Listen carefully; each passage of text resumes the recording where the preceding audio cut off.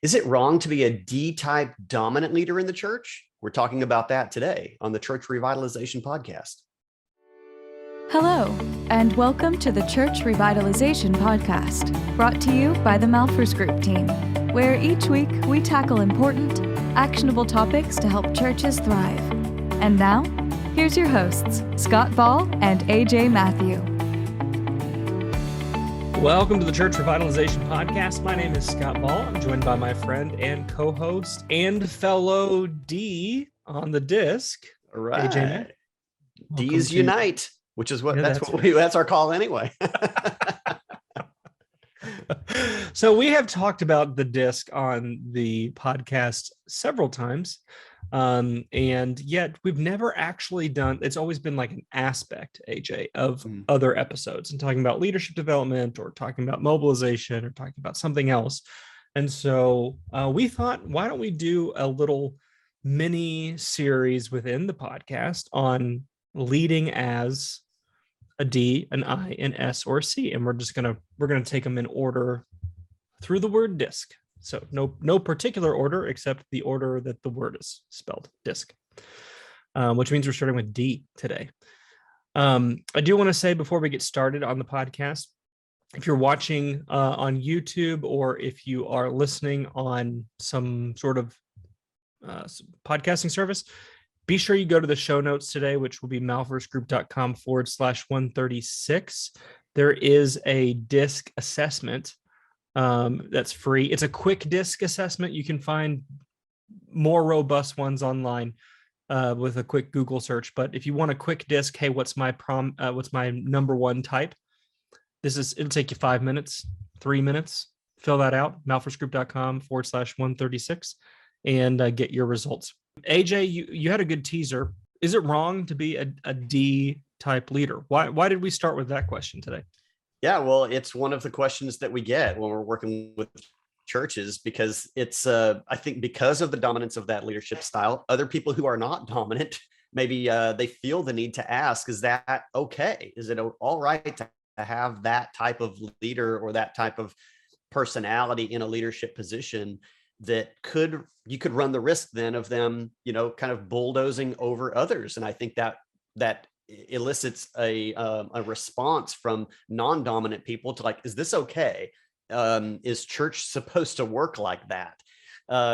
So, and the quick answer to that is no, people are not supposed to be railroaded in the church.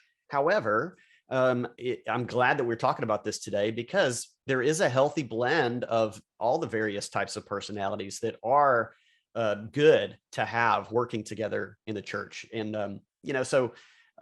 I think it's important to everybody just take a second back up and just remember that all leaders in the church, everybody, all mankind is created in the image of God and in the way in which he wanted to design people. And these types of personalities are not inherently bad or wrong.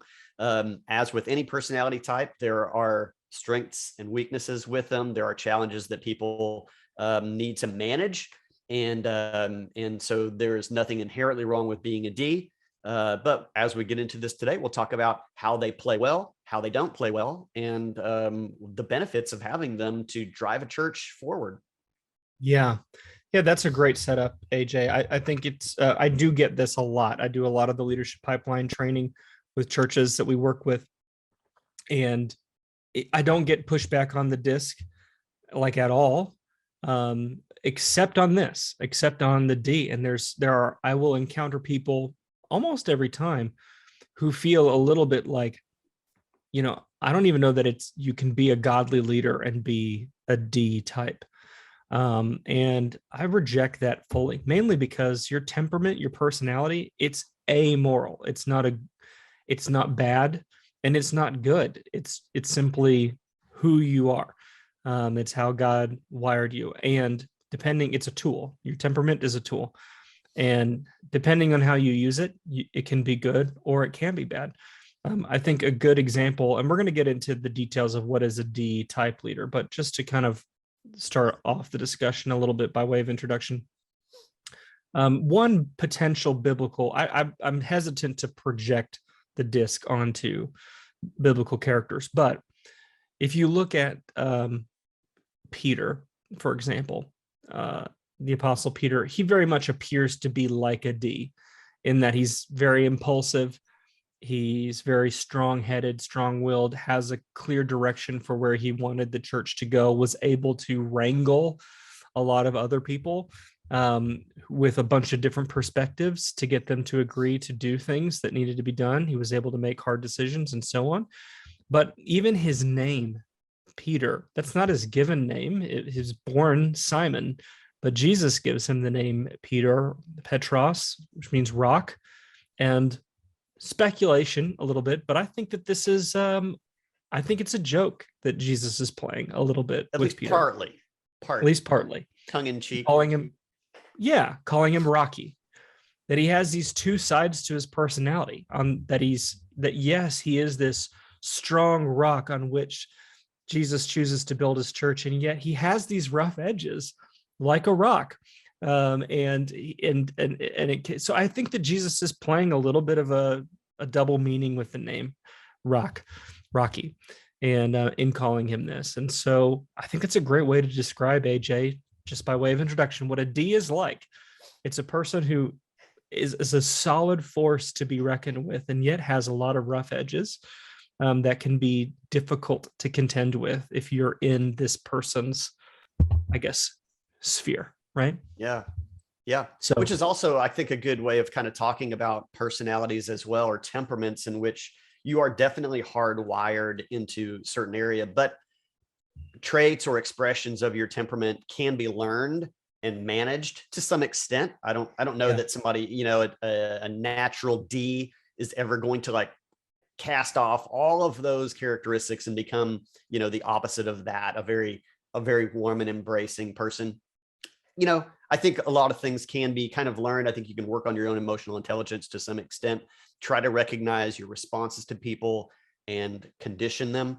But, so anyway, the point of that is D-type leaders, they could just say whatever. I don't really care how I come across, and just continue to be, super powerful and just, let everything just fall in the wake of their destruction. Or they can learn about themselves a little bit better and try to be, good team, not necessarily team players, but team leaders, and utilize the strengths of those around them and manage how they interact better. That's a great segue. So actually, the way that we're going to structure these episodes on the DiSC, this deep dive on the DiSC, is we're going to start with talking about the strengths of that type of leadership, some of the challenges. I hesitate to say weaknesses, because they're not really weaknesses. They're just challenges that need to be navigated. And then what is the key? What's the one key to leading and thriving as that leadership type, or a leader with that temperament type, I should say. So just to kind of orient ourselves again around the DiSC, you've heard me say this on the podcast before, but just for those of you who maybe haven't heard, we like the DiSC because it's really simple to conceptualize. You want to think of a horizontal axis and a vertical axis, and that horizontal axis is going from a task orientation to a people orientation. So you can be a task oriented or people oriented, and that vertical axis is going from an introversion to an extroversion scale. Introversion on the bottom, extroversion on the top, and so you've got the D type, which is firmly in that task oriented extroverted type. So people who are more oriented towards reaching a goal, getting things done, but they're not going to hold themselves up all the time. They like to be in front of a crowd. They like to rally the troops. They like to be out there with the people and push people in a particular direction. So, AJ, maybe we should just go ahead and start with the strengths of the D-type leader. Yeah. So kind of a quick nutshell on that. They make difficult and sometimes risky decisions, but always future focused. I mean, they don't take risks without any reason. They take risks towards a future goal. And so this is, one of the things that makes them stand out. And again, because they're on that on the, the north side of center on that vertical axis towards extroversion, the ideas that they have and the vision that they have, they're comfortable expressing that out in front of people, which already, to some extent might alienate others, or like, gosh, this person is out there with this idea and this voice, because they're okay. They're not uncomfortable doing that, which then sometimes could have the effect of suppressing other voices, not forcefully, but because those other temperaments react that way and might shrink back when a dominant voice comes out. But then on that task side of the equation, they have a plan. I mean, there's like something that needs to get done, and I'm comfortable talking about it. I'm going to get it out there. Yeah. So sometimes, again, the interaction between these personalities is not so much what's happening by that one personality, but by the natural reaction of the other three, which might then, from the dominant side, because some of these less dominant personalities might shrink back because of that. I think that even shines more light up on the dominant personality, where they weren't any more dominant than they would have been, but because others are reacting by pulling back, it kind of makes it seem more extreme. So, we'll get into that on some of the other ones, but that's important to understand about yourself. If you're a non-dominant personality, you shrinking back doesn't have to be your reaction either. So, but I digress. A brief little anecdote. I'm always good for an anecdote. When I was in college, a couple of friends, and me, my girlfriend at the time, now wife, and two of our friends, we went to the Passion Conference when we were college students. This was a long time ago now. And it was in Nashville that year. And there were a lot of decisions that needed to be made. What hotel are we going to stay at? Where are we going to eat? Where are we going to sit in the arena? All of these kinds of things, right? You have to pull the trigger and make a decision. Well, our two friends who I love dearly, we're still really close friends with them. Neither of them are D's. My wife is a C type leader, so she likes a plan, but she's not the kind of person who wants to assert that, with the group. That makes her feel really uncomfortable if she has to be the one who says, this is what we're doing. I have no problem being the person who says, okay, here's the plan. So have you ever been in a situation that's similar to this, AJ, or podcast listener, where you're with a group of people and a decision has to be made? Where are we going to eat? Where are we going to sit? And everyone just kind of looks at each other and is like, oh, I don't want to be the one. If you're the person who says, that's it, we're going to sit right here, or we're going to go, and you don't even care if someone goes, oh, I don't like barbecue. And you're like, I don't care. That's the restaurant we're going to. They probably have chicken tenders. We're making a decision and this is what we're doing. That's what D-type leaders are. I like to think of it like, when a building is on fire, there's not time to take a vote on how to get out the building. And D-type leaders feel like the building is always on fire. It doesn't matter what it is. It's like when it comes to a decision about food, when it comes to any kind of decision, it's like the building's on fire. And so they act like that. And that can be, to your point, AJ, exhausting for the people around them. But it's really important, because otherwise you have a lot of inertia in the church. And if you look around your church and you go, wow, we haven't made a decision on anything in 20 years, odds are you don't have a D-type leader sitting in that seat, and it's probably going to be reflected in the results. Yeah. So this is actually a good thing. To have someone who's willing to make decisions is a good thing. Yeah. Again, as with all things, moderation in all things is typically healthy. And so having a mix of these temperaments in leadership roles in the church is also a healthy thing, so that you don't get stuck. These are going to move you forward. That's true. And we'll talk about those challenges here in a minute. Secondly, though, they, and this is related, they're effective at driving the church in one direction. So unity in a church is really important. I know that that's something you're passionate about, AJ, is generating unity in a church. Mm-hmm. Lots of times there's just a lot of competing voices. And so you need someone who's willing to cull the voices that are just loud and willing to kind of corral people in a direction. Now, again, This can be good or bad, but the skill of being able to corral people in one unified direction is really important. And I do think actually it's worth looking at Peter's example, especially as he matures as a follower of Jesus, that he's willing to hear what a problem is and then just execute and make a decision and say, no, this is what we're doing. Whether it's the crisis around the daily distribution of food, or whether it's around the circumcision issue, ultimately, Peter is the one who's responsible for corralling the apostles first and the church generally to affirm Paul as an apostle to the Gentiles. So there's all these kinds of controversial and difficult decisions that Peter is able to corral the church towards, that if he's not at least to some degree a D-type leader, he's not able to do that because it's unpopular, but it's right. And so D's are needed in the church because they're able to corral people in one direction. Yeah. I mean, it just made me think now about Acts chapter 2 at Pentecost. I mean, it was Peter that stood up and preached this sermon, and 3,000 were added to their number that day. I mean, the dude had a message that needed to get out, and he was ready to get it out. Right. Only a D-type leader, by the power of the Holy Spirit, obviously, can stand in front of a crowd of people and tell them, you killed Jesus.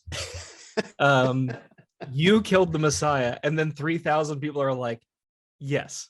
Right on, Peter. We're with you. Right. Right. Thirdly, they push leaders to give their best. This is another aspect of them that it's exhausting for people who serve with them, but it's an asset that they bring to the table. And that when something doesn't go right, they're not going to go, oh, that's fine, we'll get them next time, Tiger. Like, they're going to go, why was this so terrible? And they're willing to they don't settle. D's generally, they don't settle for a loss. They go, why did we lose? How can we do it differently? How can we do it better? And so they tend to get a lot out of their team. And again, in a good sense, it's maximizing their team. Taken to an extreme, it's driving that team into the ground to the point where they want to quit. So it can go either direction, but that tendency or desire to want to get the best out of people is a good thing. We should all want the best from one another. So I think this is a good aspect of them.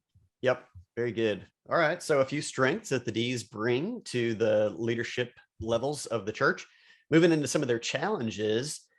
First, more of an inclination towards narcissism and bullying. So this is an important aspect that D's need to, in a healthy way, recognize about themselves, of not being so dominant that it becomes about themselves. And so, this is, I don't know, Scott, if you'll have any tips for moving outside of this, making sure that you can't fall into this trap or don't fall into this trap. But, certainly, as was already mentioned, a D having a team around them that they trust, or that they've even maybe delegated trust to, so that they can get that kind of feedback, is important. But D's definitely need to be careful of becoming so Lone Ranger that they just don't even care what the results of anything are.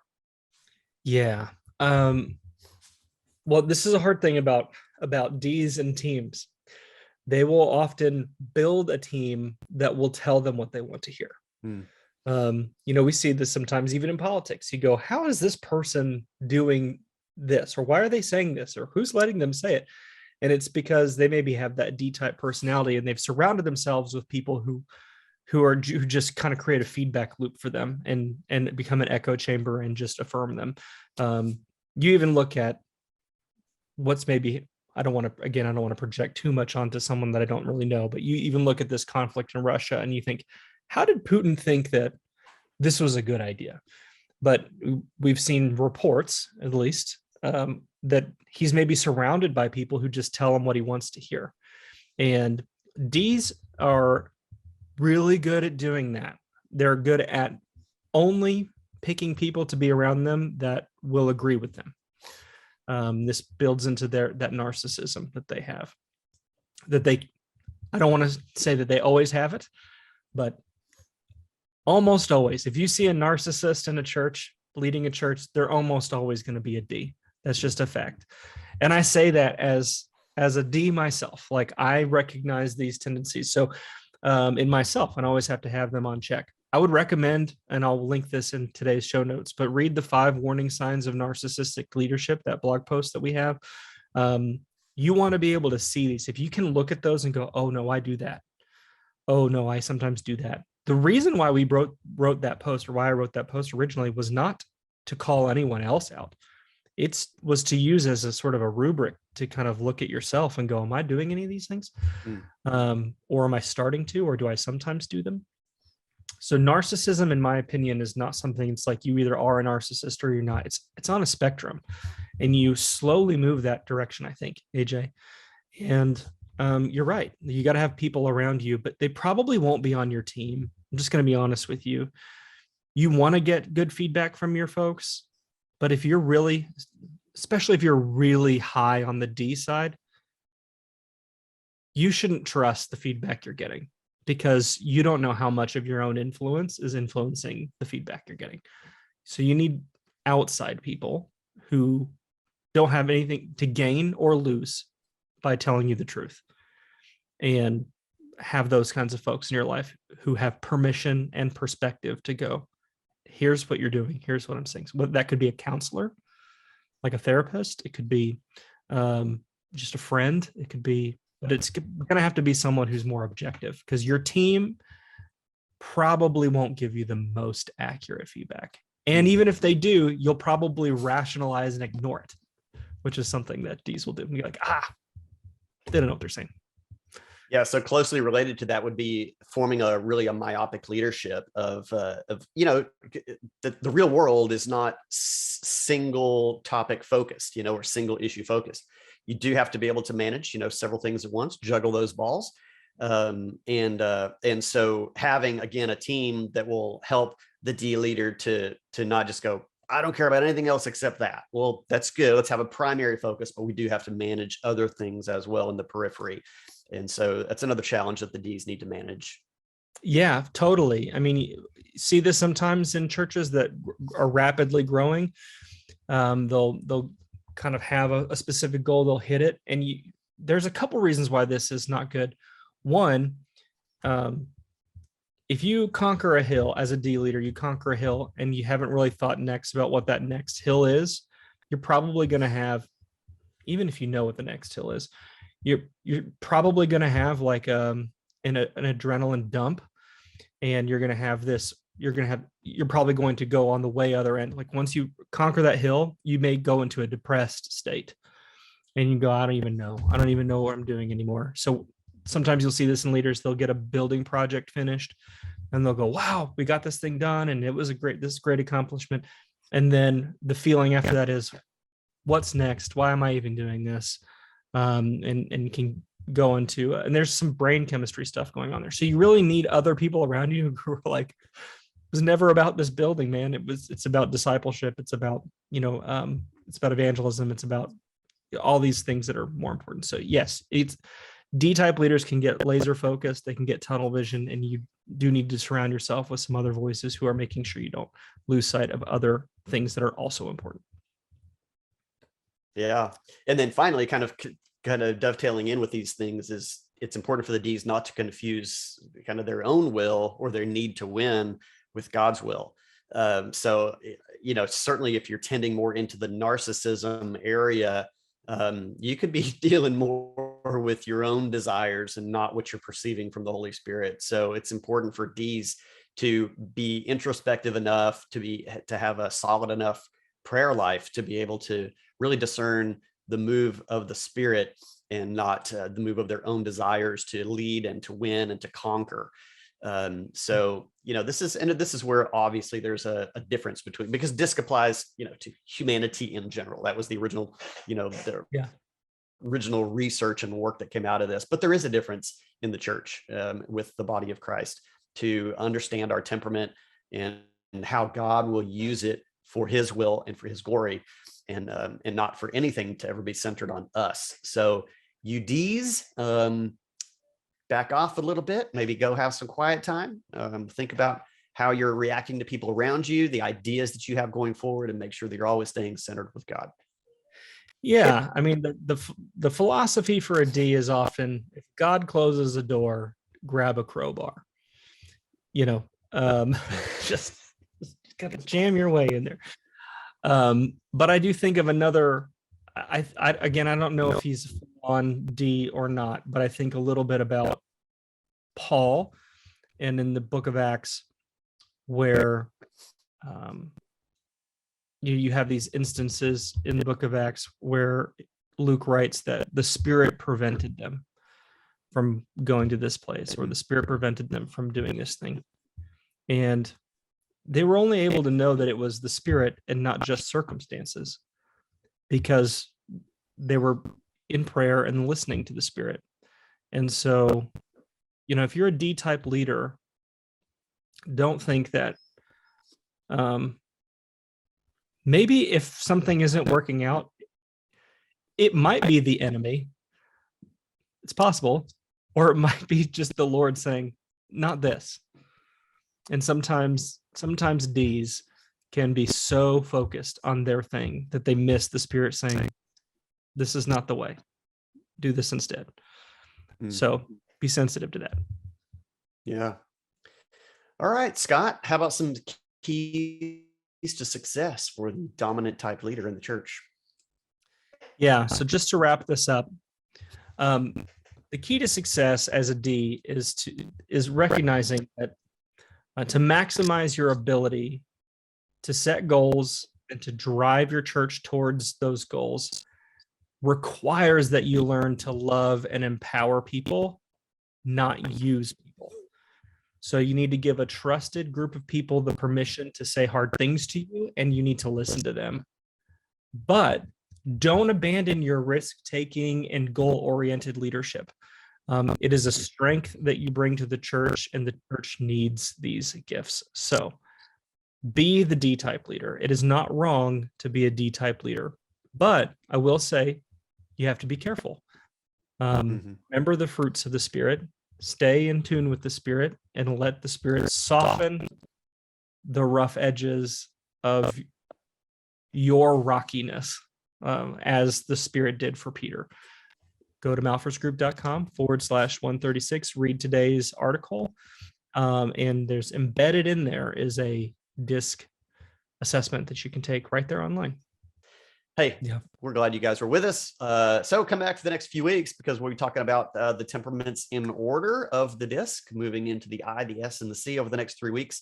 So go to malphursgroup.com/136 today to read today's show notes, take the DiSC assessment that we have, and then come back next week as we continue on together. Thanks.